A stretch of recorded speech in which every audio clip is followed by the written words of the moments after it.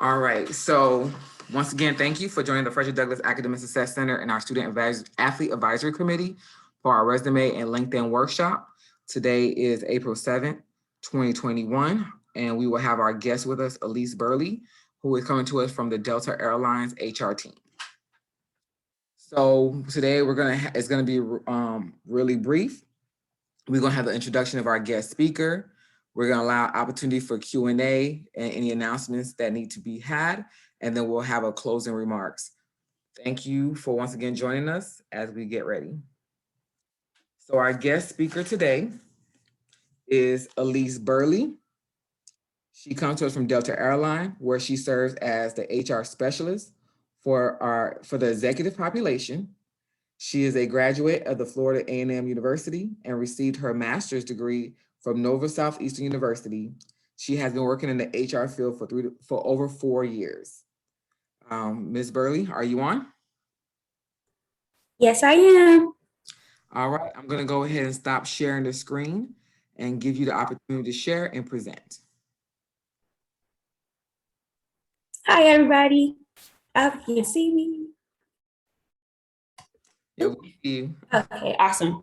Like Ms. Renard stated, my name is Ellice Burley. I am an HR specialist at Delta Airlines, excuse me. I serve as the human resources business partner for the executive population. So I get to see all of those fun resumes from headhunters and various different recruiters from LinkedIn and all of those things. So I am here with you today to go ahead and talk about resume building and building your LinkedIn. So I have a little presentation here for you. So let me get that pulled up and share my screen.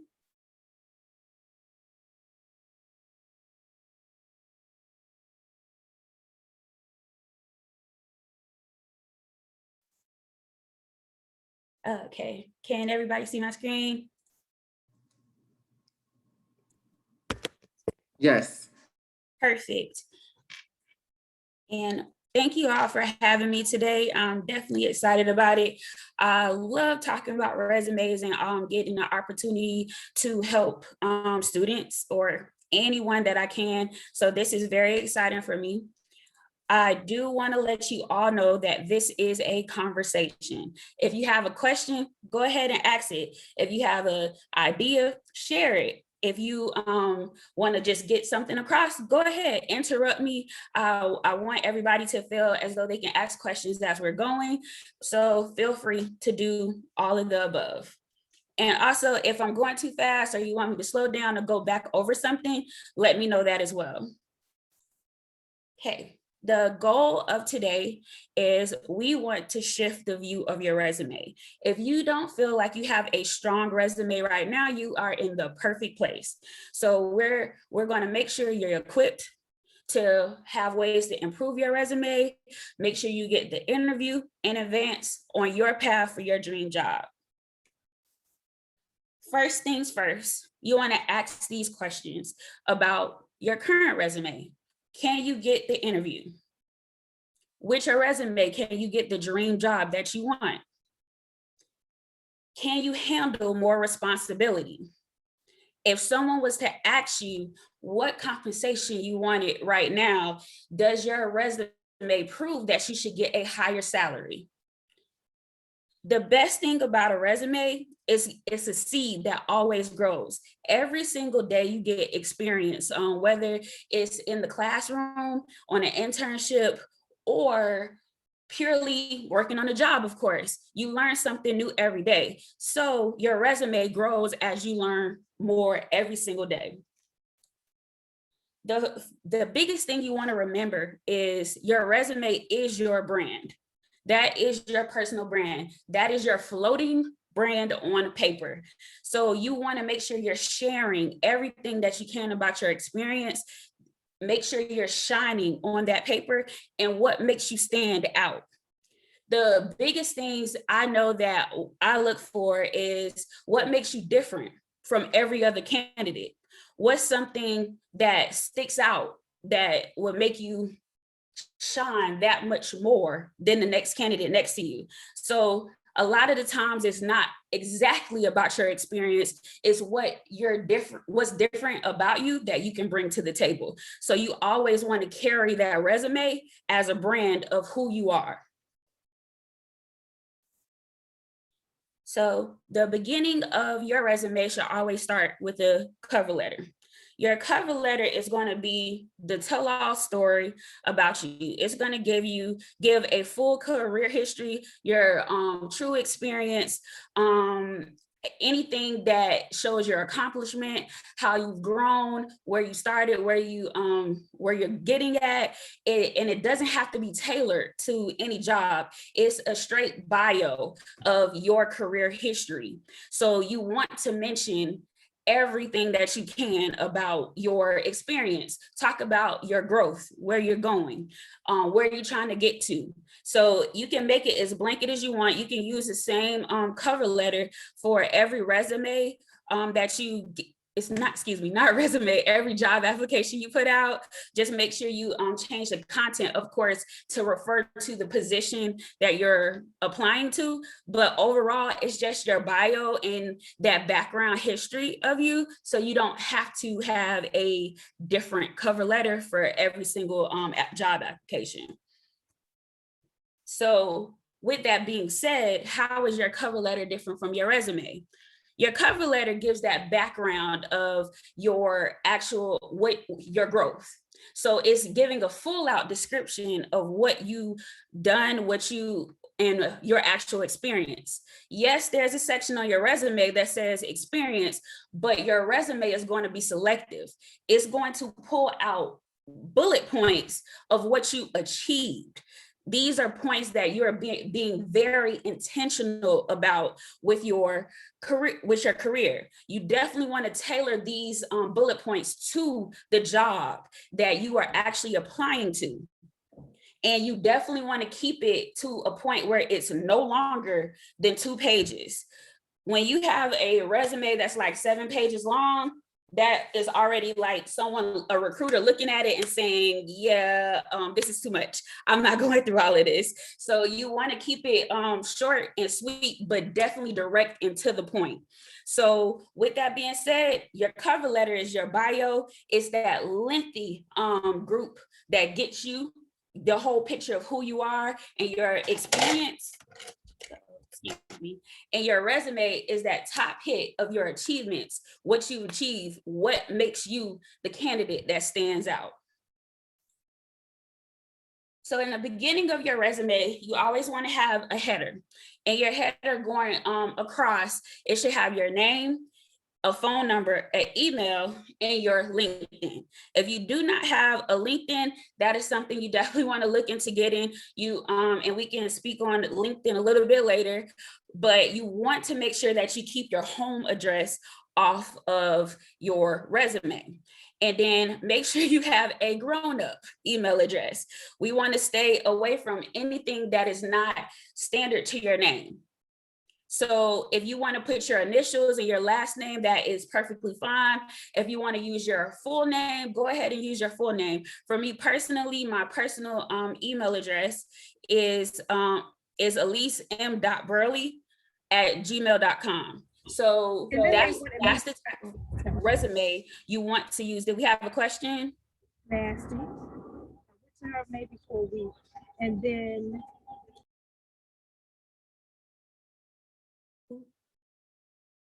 okay, I'm gonna keep going. I don't think we have a question, did we? No, you can keep going. Okay, so you want to make sure that you actually have an email that speaks to your name and who you are, because you'll be amazed at how many people actually have like, I love my dog at gmail.com, or anything off the wall. I can't even think of something right now. Well, we can use the ones that's on the screen. Ferret Club President at yahoo.com, Party Girl at AOL. We don't want to see any resumes like that, because that's speaking to your social life. It's not in your personal life. It's not speaking to your professional life. And that's what we want to see. When I'm looking for a resume, I want to see that professional aspect of you. So you want to make sure you have a grown-up email address. So the biggest thing with leaving your home address off, especially with you all that are college students, if say you're in town, but you want to move back home, you don't want to have an Atlanta address on your resume and you're trying to get a job in California. That tips people off as a recruiter because they're like, oh, we're already not doing relocation for this position. So well, we can skip over this person now. So you don't want to have your home address on there. It's not necessary at all. And plus, keep your address to yourself. On the application they ask you for it, that's the only place that it actually needs to be. It doesn't need to be on your resume.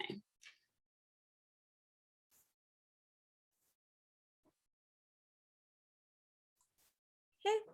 Continuing on, you have your summary statement. It replaces your objective statement, but feel free to have an objective at the top as well too. It is literally that snapshot of who you are. It is the prime real estate. It is your pitch statement. If you were in an elevator, you had 30 seconds to talk to an executive, what would you say? That is exactly what a summary statement is. It builds the character of where your resume is going. So you always want to have something that's going to show your expertise, show that you're passionate about the job that you're going into. You want to describe your role and what you want to bring to the table. How can you be an asset? Don't say, oh, I'm an effective communicator, I'm a team player. We can talk about that later on in your experience or your skills, but this right here is your pitch. This is your opening statement. You have 30 seconds. Who are you appealing to? So it's important that you want to keep it very short to 2 to 3 sentences, but also highlight everything you possibly can. So a good example of your summary statement is right here. College athletics professional with 4 years of experience at a Division II and 3 athletic departments, specialized in player development, fundraising, recruitment, passionate about ensuring athletes maximize their long-term potential. You're telling me what industry you're trying to get into, how many years of experience that you have, your specialty, and that you're passionate about what you're applying for. This stands out because you just hit 4 great points that an employer is looking for when they're looking for someone to come into a role.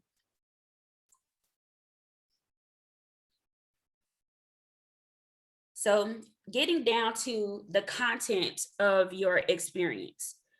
You want to paint yourself as the professional that you know that you are. Every single bullet counts in your experience. We do have, I will not lie to you, we do have recruiters that will literally stop at maybe the first 2 bullet points. So you always want to make sure those 2 bullet points stand out, but don't slack on the other 3. Just move those accomplishments, the biggest accomplishments, to your first 2 statements, excuse me. So you don't want to have an ongoing laundry list of bullets. You want to keep it consistent. So if you have 5 bullets for one job, that means every job after it should have 5 bullets too. You want to make it consistent. You want to make sure you're shining, you're standing out. Don't tell me what you do, not only what you do at the job, but what have you achieved? A lot of times when you apply for a job, you could be going into a different industry, or you could be going to a company that doesn't do the same things as your previous company or your current company. So it's very important that you highlight what you achieved, because if you're, for example, I am in the airline industry and you're coming from, say, the restaurant business, and you're giving me facts about what you do as a cashier or what you do cooking or anything like that. I may not understand exactly those components, because that's not the industry that I work in. But what I do understand is you worked on the cash register and you ended your day with a zero balance every single day. You always checked out. Your efficiency record on at the drive-through or anything like that, just using that as an example. So those things translate over to job when you're applying for something. So you definitely want to highlight any kind of achievements that you have. That's what makes you shine, and that's what brings a big measurable impact. You always have your top accomplishments in there, and just influence. What did you do? What change did you influence? What did you bring in? How did you succeed? So always list what you accomplish versus what you do. So good examples of that. If you ran sports camps, don't just put that you ran sports camp. Say that you executed the university's annual volleyball camp for 500 girls, recruited camp coaches, developed curriculum, and led daily camp operations, boosted camp attendance by 10% in 3 years. As a person in the airline industry, I'm looking at this statement. I'm like, wow, okay, so you're good at recruitment. I can see how you're going out there and you're marketing and saying you're getting people to come back. And not only are you getting them to come back, you're actually bringing more people in. So that translates across industries right there. But if you just told me you ran sports camps, how could that help me in the airline industry? It doesn't. And that's not just the airline industry, but any other industry that does not run sports camps, you know? So you definitely want to find a way to, I like to say, fluff, but you want to make sure that you're fluffing it up to a point where you're showing your true accomplishment and how we can translate across different industries. And another example here, ordered equipment. We don't want to just say that. We want to say facilitated ordering of 200 uniforms for female athletes across five varsity sports, ensured on-time delivery, and negotiated 10% discount on all gear. So you're telling me once again that what you achieved versus what you do. I want to say, like, maybe this for verbiage. I would like to say, you know, sourcing, you know, is one of the other words that like businesses like to use, sourcing, and you know, procurement, and you know, words like that. Absolutely, that is a great point. Like, you can say you can be doing the most mundane thing, but it's really about how you can like press it up on the resume. Absolutely, that is 100% correct. There's a great thing in Microsoft Word that gives you a thesaurus if you need help. You can always Google things, ask questions if you want to find ways to make those words more impactable instead of just ordered equipment. So that is a great point. Thank you for that. Another example, make sure the staff did compliance training. That gives me nothing when I'm looking at a resume. But you can say ensure the university's 10 varsity coaches and their 5-member support staff completed mandated compliance training within the allotted 2-week time frame. That's giving me more of your project management, being able to influence people to get to do their compliance, that you're working as a team, and you're also showing leadership, you're being assertive. So these are the things you want to make sure that you have in your accomplishments in your experience section. A verb plus a responsibility plus results is always going to give you an awesome bullet. So just keep that in mind when you're actually writing out your accomplishments. Your education. So you can include your GPA, but if you do not have a GPA that is 3.0 and above, go ahead and just leave it off. That is not saying anything bad about anyone, but a GPA is not necessary. So you want to make sure your education is after your experience. That's not really a top thing anymore, unless you're going into an industry of education. You want to highlight your education in the beginning. So you just want to make sure that section is relevant to your job.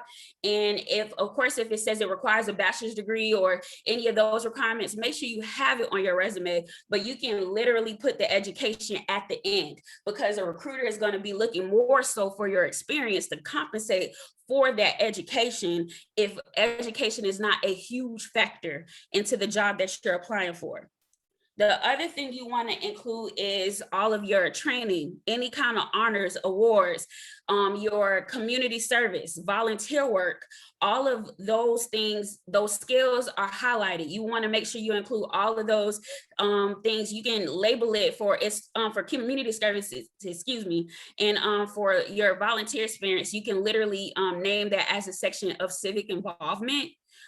If you're a part of any fraternity, sorority, different memberships, that shows that you join groups, that you're a team player. So that's another way of showing that you're a part of a group and that you have leadership skills, or you are a team player without saying it as a skill. It's because you've joined these organizations, any sports, anything that's something that you can join, or even like national honor societies, all of those things that you're invited to, you want to include all of those on your resume as well. Things that you want to leave off: your photo. Unless you are going into a modeling career, or this is your card, or you're going to be an actor, actress, or anything like that, you want to leave off your photo. Okay, I see someone has a raised hand. You can go ahead and ask a question.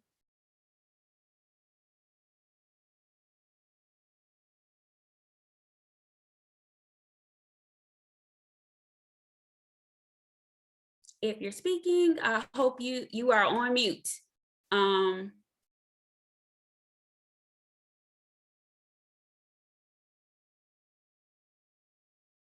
Okay, so I'm gonna keep going.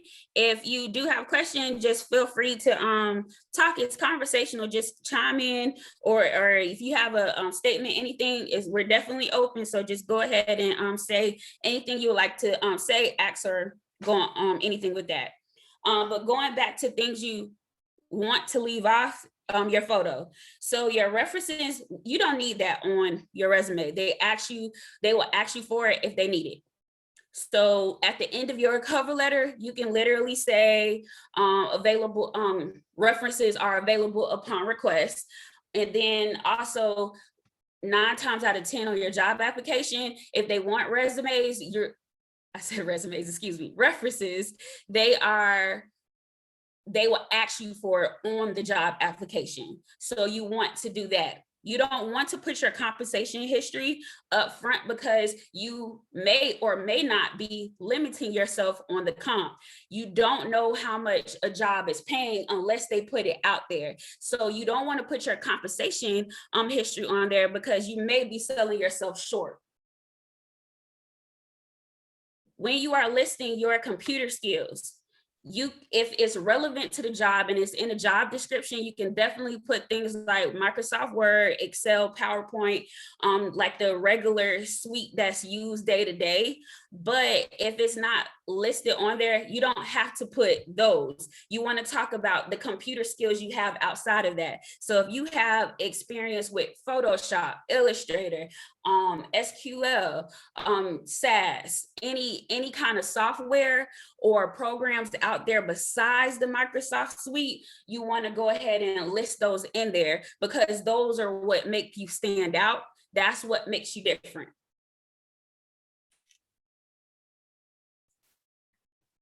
So good relevant facts for your resume. Always make it easy on the eyes. You want to make sure you're using a 10-point font or larger. Do not exceed 14. If you exceed 14, it kind of looks like you're trying to make the font bigger to fill up a page. So you don't want to do that. So keep it between 10 and 14.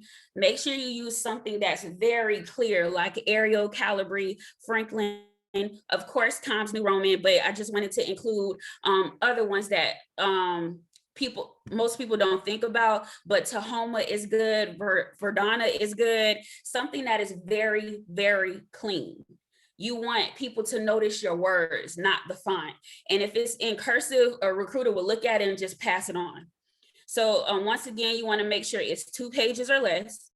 Make it very easy to digest and consume.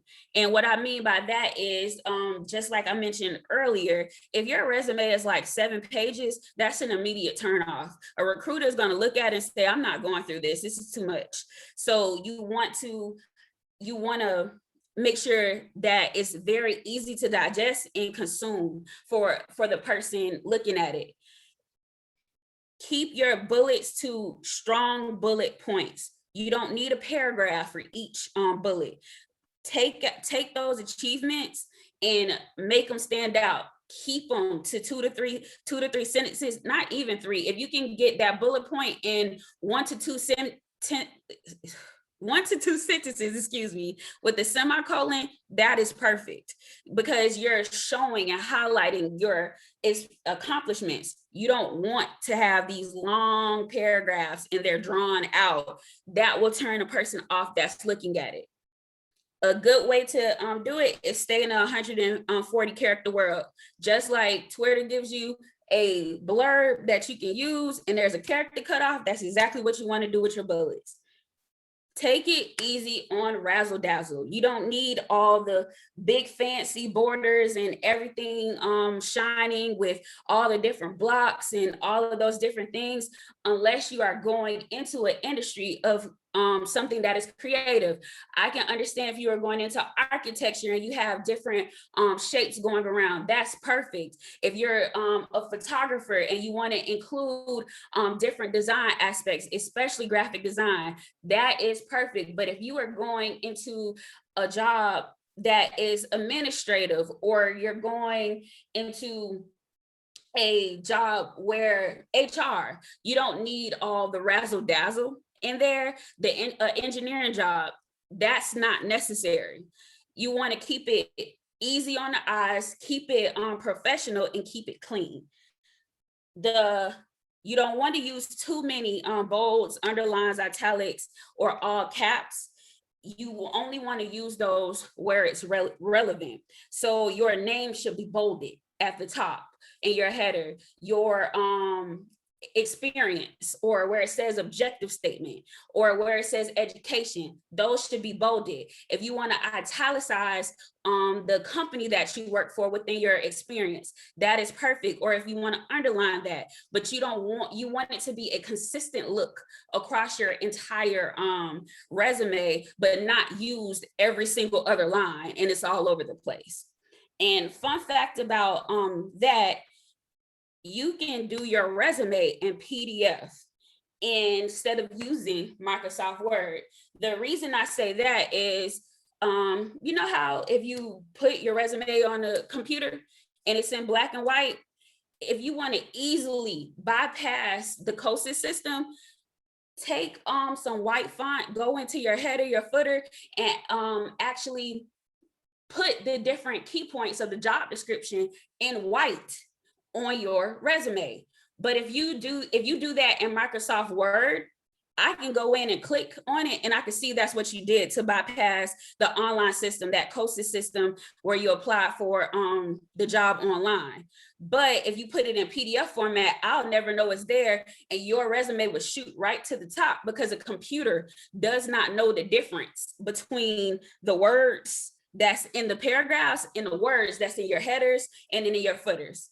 So, and just going back on that, the COSIS system is when you're applying online and you're submitting your application online, it runs through that COSIS system first before it actually gets to a recruiter, and your resume is in a recruiter's hand. So the first step of weeding out people is that online application.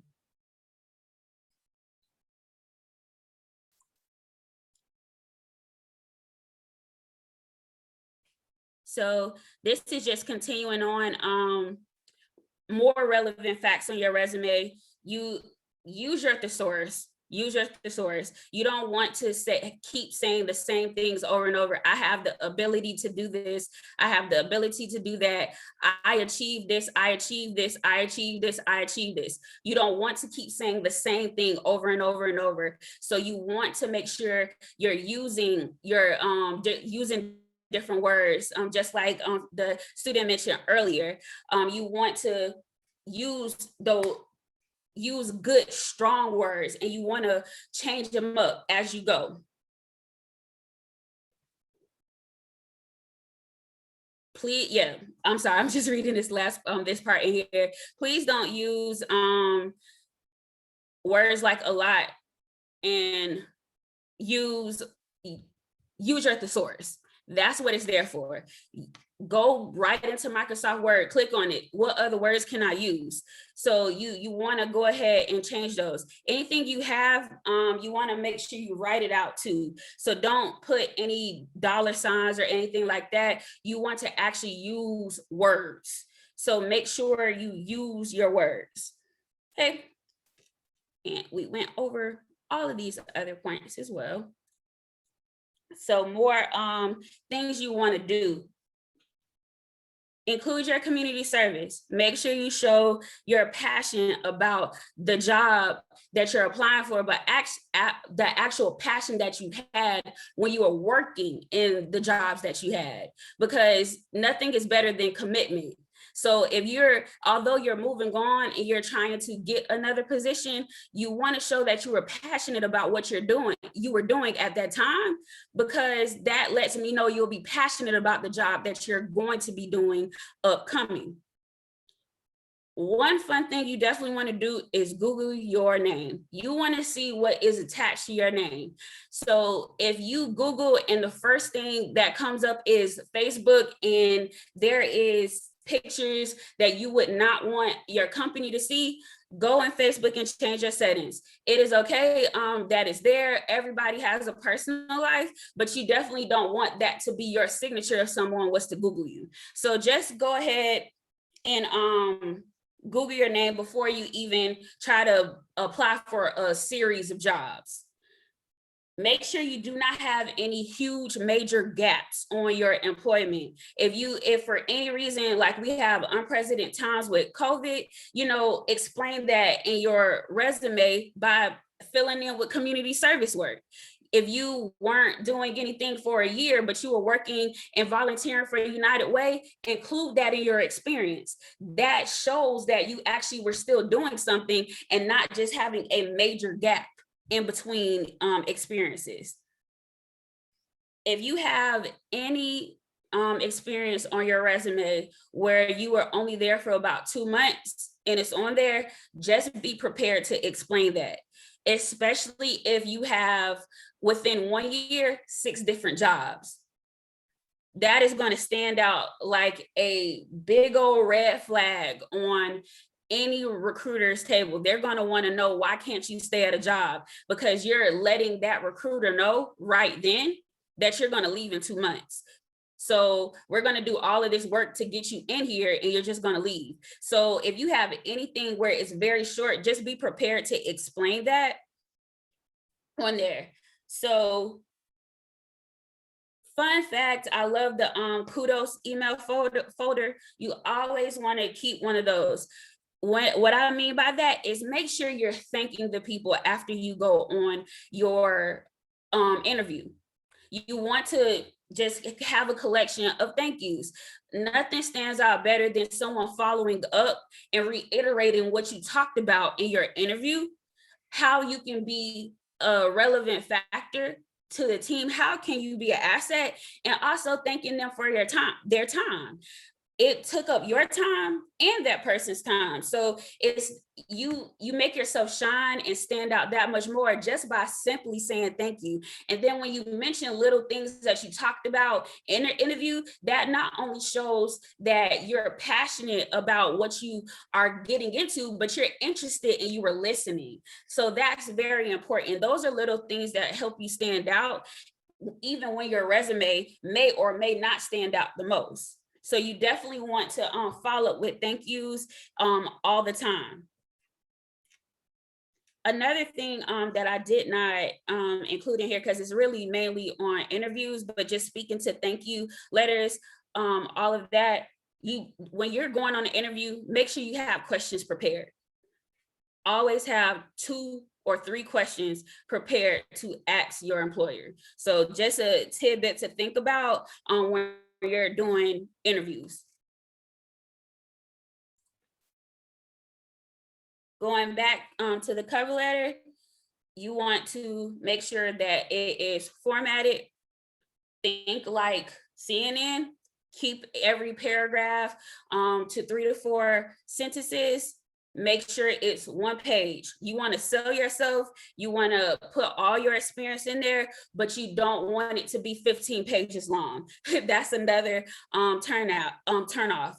You want to put in there how you're different, where you started, where you are now, and what you can do if you're given that opportunity. So this is your full out pitch. So just going right back over what we talked about earlier with cover letters, that's what you want to do. You want to sell yourself in that area there. Your references. If you are asked to provide references, make sure they are references that are relevant to your job. If you don't have anything that's relevant to your job, ask your professors, ask your teachers, ask Miss Renard is a good asset as a reference. You want to have your advisors, someone that is going to speak to your capability of doing the job and actually sell for you, someone that's going to back you up. And if it's in your industry, that's even better, because that's showing me that you connected with people in your industry and you really want to be here. So you're not only looking for it in your job, but you're looking at it in the resources that you keep around you. LinkedIn. So I mentioned earlier that we would get back to LinkedIn. LinkedIn, especially even more so now, is very, very important. You don't have to put your full LinkedIn resume on there. You can simply put the job titles that you've held, but you want to just put your experience out there. A lot of headhunters pull people from LinkedIn. There is a whole source of jobs on LinkedIn that is not even listed on company websites nowadays. So you see even more jobs on LinkedIn than you actually see on a company's website. So LinkedIn is definitely much more broader because it's online. So you can keep it short, but you definitely want to have one, because that gives a website for you to have at the top of your resume, and also a quick hit for a recruiter to go to and look you up really quick and get that little background or splurb on you. And then also you can connect with different recruiters, different people at the company you're working for, or just in your industry as a whole. You can follow the companies that you want to work for just to see what's going on with that company. So when you go into your interview, you have something to speak to, you have a little background on them, and you can get all of that from LinkedIn. It is a very informal, formal way of putting yourself out there. So when you do a picture on there, make sure it's a professional picture. You don't want a picture with a drink in your hand, or you like with a group of people, because which one are you? You know, you don't want a picture out there with you walking your dog. This isn't Facebook, it's a professional website. So make sure you're very intentional about the photo that you are using on there, and just make sure that you are making yourself relevant to a job search and not just on here to be on here just to have it. So when also utilize it. It has a news feed just like Instagram does, just like Snapchat, Facebook. So if you see an article that you like, repost it. It doesn't hurt. Why not? Especially if it's a good read. If you see any published content that you like, repost it, talk about it, share it. all of those things make you stand out, because that goes right on your profile and everyone can see it. Recruiters have their own login when it comes to LinkedIn and the companies that they have. So they're looking at the history of what you're doing. So you want to make yourself stand out on there. So big things not to forget. Make sure you stand out. Make sure you shine. Make sure that this is your brand on a paper. Make sure you have your intro, your experience, and all of the relevant extras that you can have, your community service, your organizations, all of that, all of those things. Make sure your intro is definitely your name in the header. Make sure that it's at the top. You want your name to stand out. Make sure your summary statement is your snapshot. What is your 30-second pitch? If you could stand in the elevator right now with the executive of your dream job, what would you say? Make sure you are driving results, results, results. That is purely what your resume is. Remember to, in your experience, to use the action verb plus your responsibility and your results, because it's always going to give you an awesome bullet. Make sure that this is a typo, but the bullet should be on your resume, not in your cover letter. Make sure your cover letter is a good picture of your experience. Be very strategic with your references when asked for them. And always use LinkedIn as a good social platform. It's an informal resume, and that's a quick way and a quick hit to be noticed. So I am finished here, and I definitely want to leave you all my contact information. If you have any questions, or if you would like for me to follow up with you on anything, my email is here. We can definitely get this PowerPoint sent out via Ms. Renard if you need it. My mobile phone number is on here as well. If you just have questions that's pertaining to just you and you want to speak to me one-on-one, feel free to email me, and I'll definitely do that as well. So if you have any questions, concerns, thoughts, feel free to ask away. That is what I'm here for. Well, thank you so much, Ms. Burley. And as you stated, always come to an interview with questions. So we do have some questions. Yay. So it's going to be 3 questions that I think will be important. I know some of them you have already answered, but I just want to make sure that our audience is able to get clarification and get these answers. So the first question is, how important is it for me to have a LinkedIn account? How important is it to have a LinkedIn account? Given that we are more so in an internet age, it is very important at this point to have a LinkedIn account. Like I mentioned before, a lot of headhunters, recruiters, and all of that, they look at your LinkedIn before they even put jobs out there. They start searching for candidates before the job is even posted on the website. Where they look, LinkedIn. If you have a LinkedIn account, you're privy to positions that's not even listed on most company websites. So having a LinkedIn is very important now, especially with us being in a day and age where social media is at its height, at its prime. So even if you, like I mentioned before, even if you don't put a full out experience for your job, because like my LinkedIn literally just lists where I've worked, how long I worked there, and a position that I held. So you don't have to put all your elements of your resume on there, but you definitely want to have one with a great picture. Thank you for that. Our second question, what are some things you have seen in resumes that has turned off employers? Ooh. I've seen resumes where they are literally a half a page long.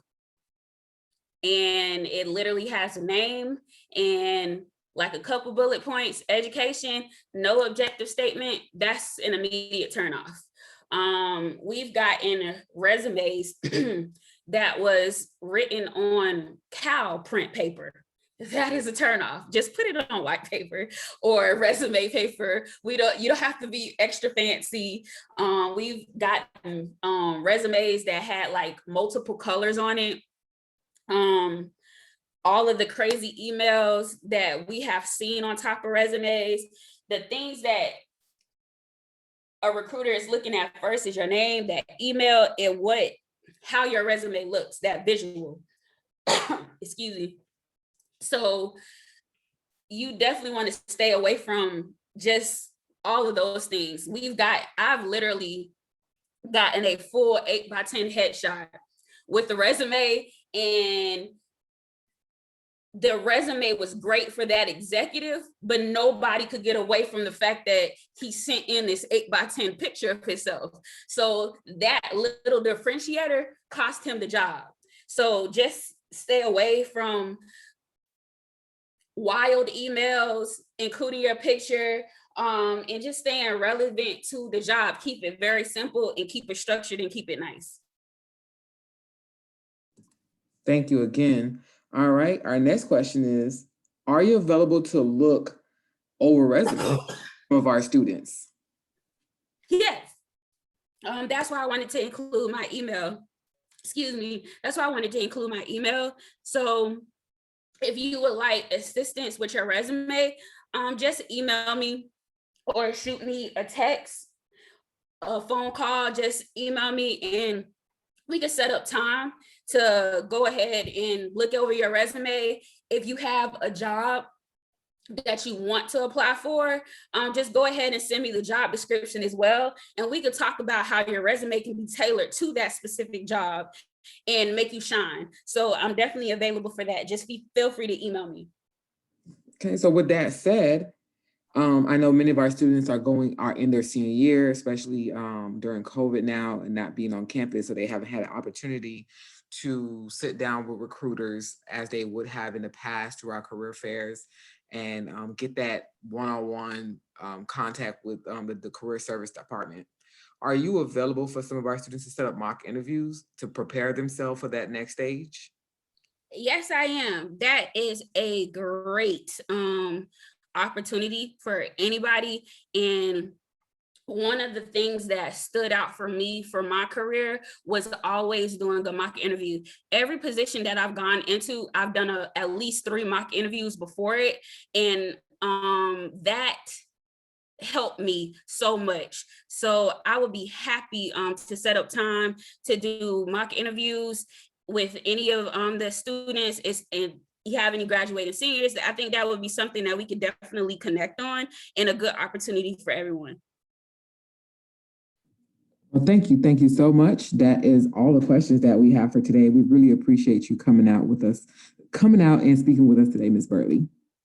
Thank you so much for having me, and feel free to contact me. Like I said, I really appreciate the opportunity to speak with you guys, and I think this is a fantastic initiative that you have put together. So kudos to all of you. Thank you so much for attending, and I hope y'all have a great evening. Thank you again. So thank you everybody for coming out. This is actually the last of our series. We had a Beyond Athletic initiative that we wanted to host with our SAAC group, which is our Student Athlete Advisory Committee, as part of the athletic department. And this is the last of the series. So we want to thank everybody for coming out and helping us make this a success. All the recordings from the series are on the FDASC, which is the Frederick Douglass Academic Success Center YouTube page. We do have one that we had to reschedule, but look out for that. That will be hosted on Instagram Live. Once we have more information about the date and time, we'll let you guys know. That's going to be our Branding with a Purpose workshop that should have been held 2 weeks ago that had to be canceled due to illness with DeAndre Dugans of the Baltimore Ravens. So when we get that rescheduled, it's going to be held on Instagram Live, and we'll get that information out to you via our SAAC page and our FDASC page on Instagram. And we'll send out emails as well. But once again, thank you. We look forward to doing more of these events with you guys during the fall 2021-2022 year. Look for more series on resume writing. We'll probably set up some mock interviews. We'll also be most likely putting together some quick pitch that you recording some quick pitches that you guys can post on your LinkedIn, and also doing some dress to impress workshops.